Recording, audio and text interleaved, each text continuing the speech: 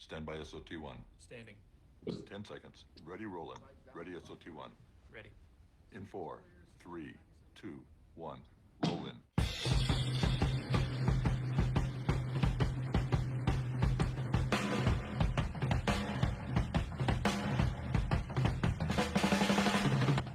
From legendary Uncle Studios in beautiful Southern California, welcome to another edition of Work Comp Matters, the central location for you employees, you employers, and of course, we haven't forgotten about you damn independent contractors. And now, here's this week's edition of Work Comp Matters. Well, good afternoon, everybody. It is 12 noon straight up. Welcome to another edition of Work Comp Matters. We are sponsored by mancavepodcasting.com. Almost 700 shows in the tank, completely free, available to you 24/7, no obligation. No matter where you are in the world, all you need is a computer or a smartphone. Click the link and you are in. I'm joined by my regular co-host, the madman across the water, the socialist, the voice of reason, Mr. John Scalia, out in Munich, Germany. I'm in beautiful Southern California. Today is February 14th, 2022, always known as Valentine's Day, but in my mind, it's the day after the Super Bowl. What do you think, John? Well, since I am not in a dating relationship with anyone, yes, I think it's the day after Super Bowl. And it was a great Super Bowl. It was fun to watch. Yes, because I'm not currently in an exclusive relationship either, but we were talking in pre-show, however brief, about the Super Bowl. And what we were concentrating on, at least when we said 10 seconds all quiet on the set, was the non-calling clearly in the first half. As the old saying goes, the referees let them play. I mean, I think there was one penalty flag thrown, if at all, in the first half. Then in the second half, at least in the third quarter, I maybe saw one penalty flag at the most, halfway into the fourth quarter, majority of the fourth quarter. And then with 2 minutes left in the game, that's when the penalty flags came. The Rams got minimum 7, if not 8 opportunities to get it into the end zone from inside the 5-yard line, right? It took them 7 or 8 tries. They finally got it in. Yeah, you give a pro football team that many bites at the apple, and they're going to get one of them. And then you brought up, and in my mind, the call of the game. And I don't know if the referees just were not at an angle to see it. And it's the first time, John, that I can remember seeing offensive face masking from a wide receiver. I've seen it occasionally from the guards and the tackles. I don't remember ever, and I've been an NFL fan for 50 years, I don't remember seeing offensive face masking from a wide receiver. John, have you ever seen that before? Not face masking, but I have seen calls against wide receivers for offensive pass interference. Usually it's a shove. Yes. Normally they're holding or shoving or putting their hand in face or whatever, but I've never seen offensive face masking from a wide receiver. And without question, and it's not subject to review. That type of penalty, most penalties in the NFL are not subject to review. And whenever it's a no call, you can't, they're never going to allow you to review a no call because then the game would really take too long, even without the halftime show. And even if there is a call of a penalty, which there were very few in the game, those are not subject to review. Once again, unless you're talking about one that's always reviewable after the game is over, would be the extra, the dangerous the term escapes me. I'm sorry. When you Well, push someone to hurt them or whatever, illegal contact. right, yeah. But in the last 2 minutes of a game, I believe any touchdown is automatically reviewable. So they automatically I review.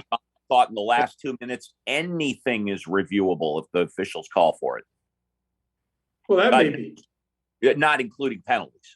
I'm talking about automatic. I mean, I think any touchdown scored in the last 2 minutes is automatically reviewed. Yeah, you're right. And actually, what I meant to say is in the last 2 minutes, the coaches cannot use two of their challenges. The coaches do not get any challenges in the last 2 minutes. It's all subject to the referee's call. Yeah. I mean, sports is kind of funny in America because sports is one of the few things in America where we have an authoritarian dictatorship that everybody signs off on. And whether it's the umpires in baseball or the referees in football, and by the way, the guy who's judging the line or the linebacker play in football is called the umpire. So what we do is in America and the NBA referees. I mean, basically, in order for the games to be orderly, we've decided that they have to be the ultimate authority, and nobody should ever really challenge them. The only time that their performance comes under real scrutiny is when they do select the crews for games like the Super Bowl. And I believe that those referees are all picked based on the grades they get during the year for their performances. Yeah, and let me go back on your authoritarian point of view. Unlike baseball, where the owners elect a commissioner, and arguably the commissioner has plenary power. I bring up plenary because it's in the California Constitution when talking about the Workers' Compensation Appeals Board, in that the Workers' Compensation Appeals Board has plenary power over workers' compensation. Essentially, it means unlimited, but it's subject to review. In baseball, the owners of each team in baseball get one vote to elect a baseball commissioner. That baseball commissioner has plenary power. He essentially can do anything he wants, except one exception: if the owners all vote to fire him. If the owners vote to keep him in, he can do whatever the heck he wants. In football, each of the owners of each football team have a vote, and that's based on a rule committee, which normally involves coaches, by the way. The football owners, the owners of each football team, decide what all the rules are, and then it's up to the referees that the NFL hires to enforce those rules. So yes, when you're talking about the force of rules, the players as well as the referees are required to enforce the rules, but the NFL owners, 32 of them in a democracy, I believe. I don't know if it's a majority vote or a super majority, but they're the ones that make the rules. Well, the MLB owners do the same thing, though. I mean, for example, the designated hitter rule, which is, those of us who are baseball purists hate the designated hitter rule, but they've been using it now for umpteen years in the American League. I forget how many years. And apparently they've decided that next year they're going to use it in the National League too. So, and they just decide. I mean, the owners do it there too. I mean, all American sports are run by the rules are all made by the owners. The players have some input because they have unions now, but they have a collective bargaining agreement. But basically, when it comes to the rules on the field, I believe the owners in every sport pretty much have total control. And then in baseball, they now have review for home run. The home run can be reviewed. Right. I'm not aware if any other review applies in baseball. And yes, John, and to you, the listeners, I am a purist. I have never liked the designated hitter. I don't like the designated hitter. And Don Drysdale would roll over in his grave. I don't, maybe they had the designated hitter when he was alive and announcing games? I don't recall. I don't think they did. I think he died before it came in. But yeah, well, Drysdale used to be used as a pinch hitter. I mean, it was yin and yang. I mean, Sandy Koufax was the guy that people would use to argue in favor of designated hitter because he was like 0 for 1,000 or whatever he was, 0 for 200. And Drysdale is the opposite. He's a guy they use as a pinch hitter. But the real problem with it is, aside from the fact that most pitchers truly forget how to hit, because when they were playing in high school, they probably were one of the best hitters on their team. The real argument against it is that it takes strategy out of the hands of the manager. So, for example, when you've got a designated hitter and you're in a close game, the manager doesn't have to worry about pinch hitting, which would entail a pitching change. It entails a lot more strategy when you do not have the designated hitter rule. And so, that's, those of us who are baseball purists, that's why we object to the rule. Additionally, I don't believe Sandy Koufax ever purposely threw at someone's head, even a curveball. You brought up Don Drysdale. Oh, yeah. Yeah. Classic. This is the classic difference. Don Drysdale said, "That plate is mine. If you stick your head over the corner of that plate, I will throw at it to back you off." And Drysdale, of course, then if he did that, he had to come up to bat. And when you said Koufax didn't want the designated hitter, whatever, for that rule, I would suspect that a lot of pitchers today, they like the designated hitter rule because then they don't have to step up to the plate and face the pitcher of the other team. Well, when I was growing up, which was even before you were growing up, the term for throwing at someone's head was called a brushback pitch. And that was just part of the game. I mean, brushback pitches were an accepted part of the game. And, mores change. And now that's not accepted. If a pitcher does that now, the first time it happens, the umpire goes out there and gives him a warning. Second time it happens, he's off the mound. When I was growing up, you'd have been laughed at if you'd say that the umpire was going to warn him, let alone throw him, take him out of the game.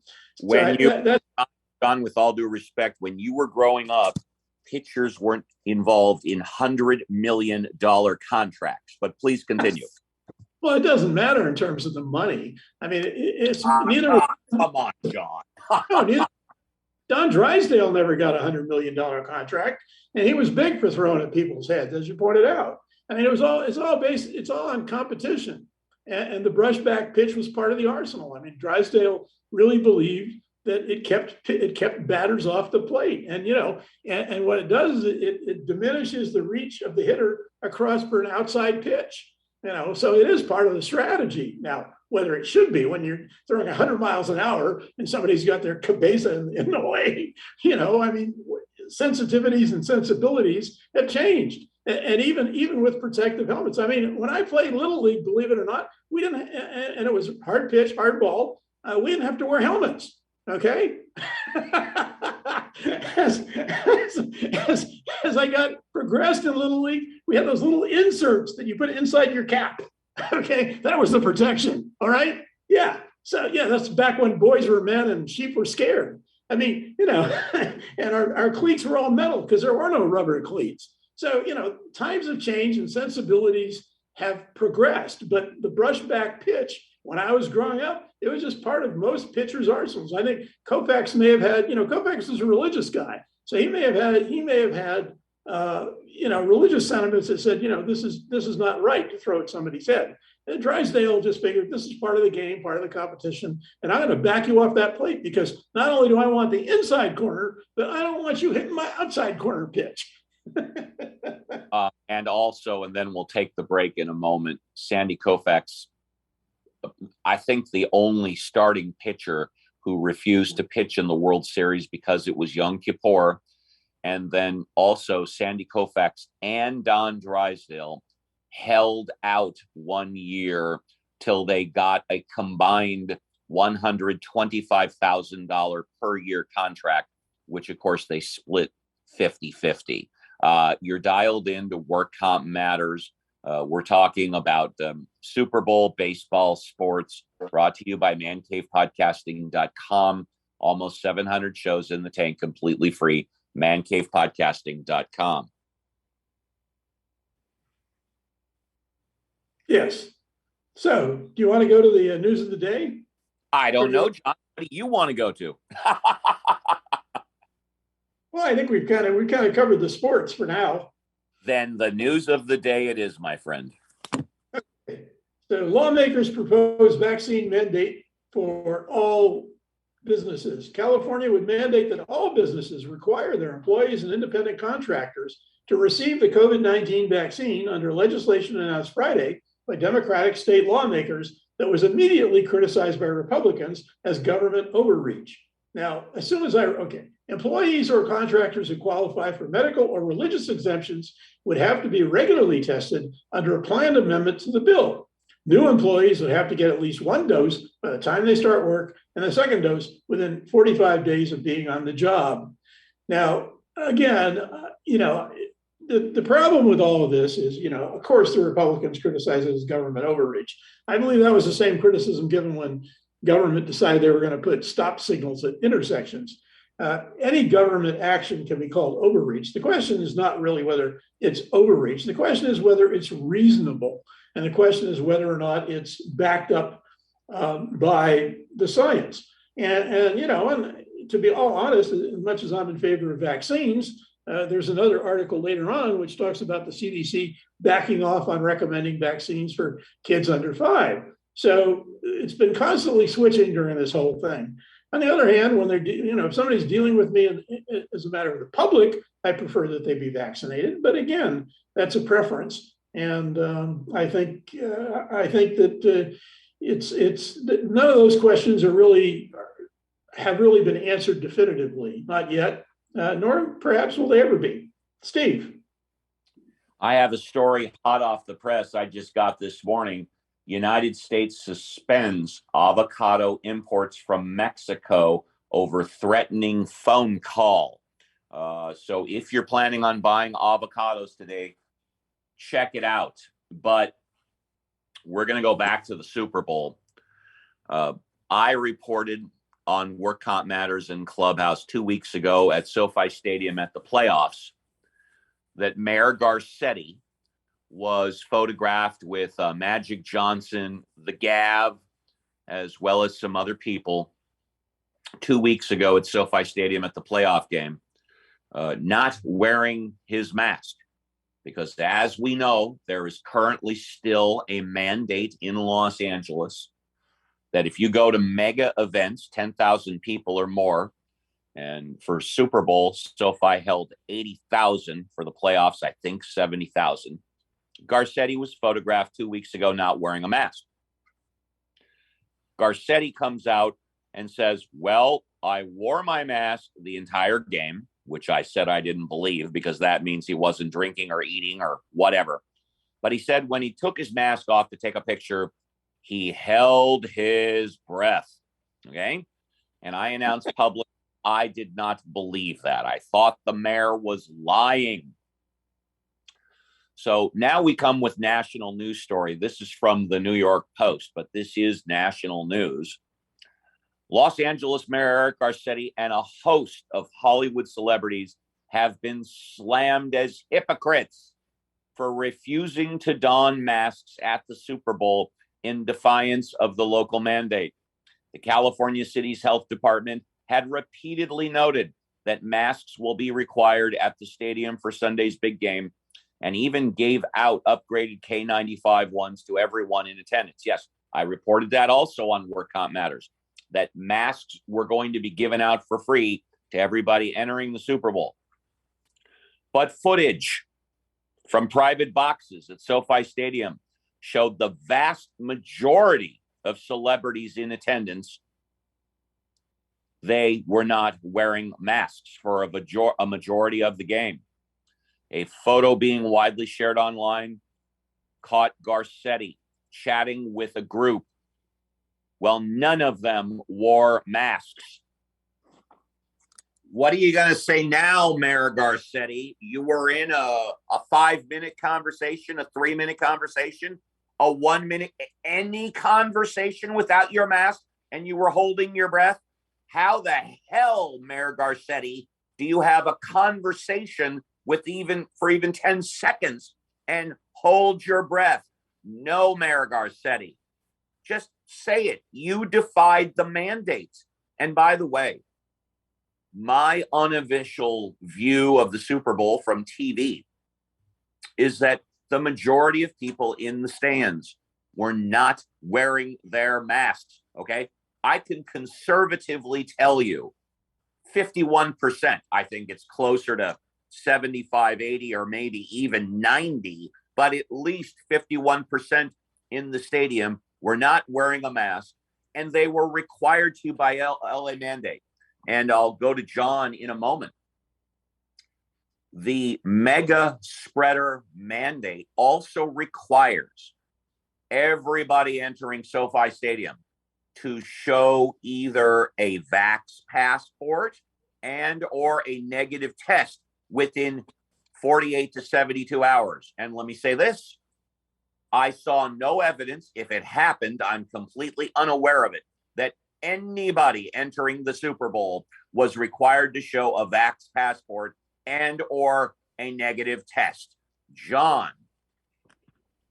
I didn't see, obviously I was watching the German feed. Okay. So Germany has its own announcers for the game. It's all in German, obviously. And we don't even, unfortunately, we don't even get those great Super Bowl commercials because we get German commercials and they're not nearly, they're just as boring as the regular commercials. So there was no comment about the mask mandate as far as I could tell. But on the other hand, I do tend to fast forward through I recorded the game because it started at 12:30 and I was tired, 12:30 a.m. our time. And so I tend to fast forward through the commentary part.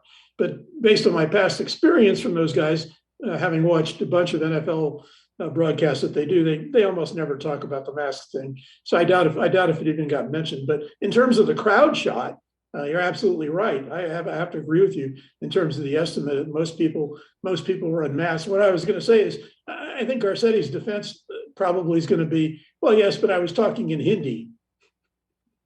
And I just want to say, John, that I was watching we'll call it the live feed from the network. I was watching the network broadcast, and I did not hear them once mention anything about the masks.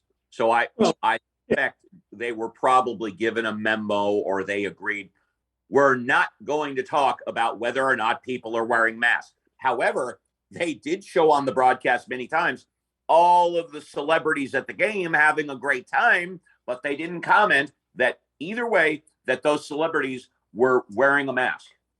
Well, it's kind of like, that's the way it is with sportscasts. They stay away from anything political, anything, considered controversial, anything considered opinionated. They're basically told to be, completely bland. I mean, if you look at the coverage of the Olympics, you're not going to find anybody on the broadcast talking about state-sponsored doping by Russia, which has come to the fore again. You're not going to see anybody on the forecast talking about human rights violations in China. You're not going to see anybody on the forecast, pointing out that, for example, kid or not, if the Russian team were playing in a free country, they would all be heckled about being on drugs. Whereas obviously, if anybody wants to heckle inside, China Stadium, they're going to be taken away and never seen again. So even if you're a top-ranked tennis player, so the sportscasters, they decide. Well, politics and morality and humanity has nothing to do with what we're covering. We're just covering the event. So yeah, they basically take it's like the mafia. They take a vow of silence about things that have nothing to do with except what's going on in the field. That's exactly right. Well, John, it's time for your next story. Okay. Well, one of my favorite stories is about, all the nonprofit medical corporations in America, like Kaiser Permanente, which is, of course, a nonprofit corporation. Kaiser Permanente broke its own profit record in 2021. Maybe it's not nonprofit. Kaiser Permanente had its most profitable year in 2021, drawing $8.1 billion in net income. Oakland, California-based Kaiser once again benefited from strong investment returns last year, beefing up its non-operating income, even as its operating income grew slimmer. The integrated health system's net income grew 27.2% year over year from an already strong $6.4 billion in 2020. Tom Meyer, Kaiser's corporate treasurer, cautioned that investment returns are, quote, extremely volatile, close quote, and Kaiser does not rely on its net income to support operations. Instead, the money supports its capital programs and infrastructure investments. Does that sound like something you might get out of the Communist Party about something they did? Yeah. Well, anyway, there you go. So much for America's healthcare system and the money involved in it. Thank you, John. I mentioned avocados, and here's the story, because I am a huge avocado and guacamole fan. U.S. authorities suspended avocado imports from Mexico just a couple hours before the Super Bowl, a decision made after an American plant safety inspector purportedly received a threatening phone call. Threats about avocados, John? Oh, I don't know what to say. Mexico's agriculture department said U.S. officials had halted imports until further notice following the phone calls. The nature of the threat was not immediately clear, but the state of Michoacan, is it pronounced Michoacan, I believe? Yeah. The country's largest exporter of avocados has dealt with violence involving drug cartels in recent years. Mexican officials said the U.S. made the decision after one of their officials, who was carrying out inspections in Michoacan, received a threatening message on his cell phone. The U.S. Department of Agriculture, Animal and Plant Health Inspector Service is investigating the threat and determining potential safety measures to protect workers. The officials, the U.S. Embassy in Mexico, confirmed the pause. Facilitating the export of Mexicans' avocados and ensuring the safety of our agriculture inspection teams go hand in hand, the U.S. Embassy said in a statement posted to its Twitter account. We are working they're working to guarantee security conditions that allow our personnel in Michoacan to resume operations. So the Mexican cartel has gone from drugs and gambling and prostitution to avocados. Okay, they have now crossed the line. Now I get involved, John.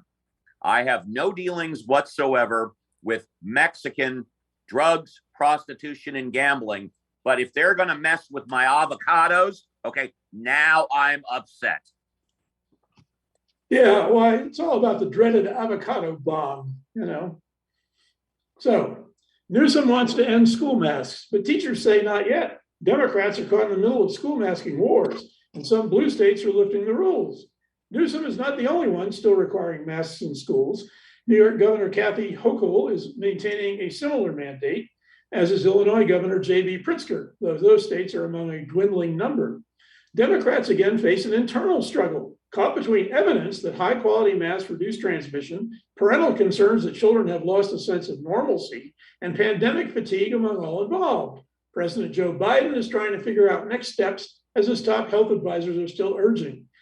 However, the problem is that the unions are against getting rid of the mask mandate. And that's, the article goes on to talk. And once again, the teachers union in California is a very significant participant. They're a lobby in the legislative process, and they're against it. So despite what is going on, even if you get a bunch of psychologists to say that it might be healthier for the kids to run the risk of getting COVID than to go to school like they're trying to rob a bank, the teachers union is going to fight it, and they have lots of clout.